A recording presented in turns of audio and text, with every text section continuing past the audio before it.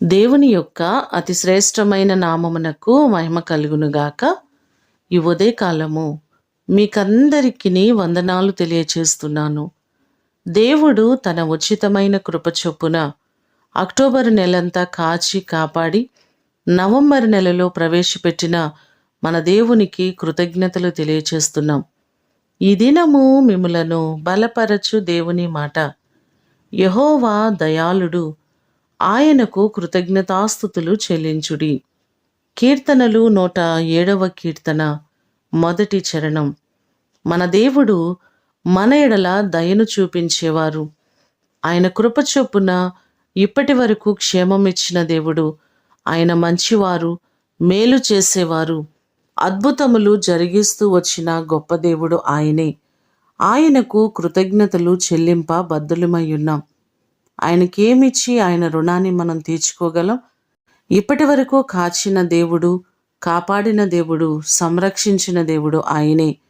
ఇక ముందు కాలంలో కూడా ఆయన మిమ్ములను మీ కుటుంబాలను సురక్షితముగా కాపాడి ఆయన మిమ్మును ఆశీర్వదించునుగాక. ప్రార్థన చేసుకుందాం. పరలోకమందున్న మా తండ్రి, మీ ప్రశస్తమైన పాదములకు వందనాలు ప్రభువా. నీ కృప చేత అక్టోబర్ నెలంతా కాపాడారు. ఈ నవంబర్ 1వ తారీఖున మమ్మలందరినీ ప్రవేశపెట్టినందుకు వందనాలు. మీరిచ్చిన క్షేమస్థితి కొరకు వందనాలు.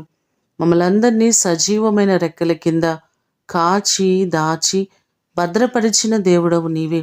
సమస్త మహిమ ఘనత ప్రభావములు మీకే ఆరోపిస్తున్నాం. మా ప్రియులెల్లరినీ జ్ఞాపకం చేసుకొని ప్రతి వారికి మీరు తోడై ఉండండి. వారి చేతుల కష్టార్జితంను దీవించండి. వారి చేతి పనులను ఆశీర్వదించండి. దేవా, చదువుచున్న బిడ్డలకు మంచి జ్ఞానాన్ని, తెలివిని మీరు అనుగ్రహించండి. దేవా, సంతానము లేని వారికి సంతానమును మీరు అనుగ్రహించండి. వారి కొదువలను, కొరతలను సమస్తము తీర్చండి ప్రభువా. దైవజనులను జ్ఞాపకం చేసుకోండి. వారిని, వారి పరిచర్లను మీరు ఆశీర్వదించండి. వారి కుటుంబాలకు క్షేమాన్ని దయచేయండి. సంఘ బిడ్డలందరినీ మీరు ఆశీర్వదించి ప్రతి వారికి నీ కృపాక్షేమములు తోడుగా ఉంచుమని యేసు అతి ఘనమైన నామమున అడిగి వేడుకొని పొందియున్నాము తండ్రి. ఆమేన్. దేవుడు మిమ్ములను దీవించునుగాక.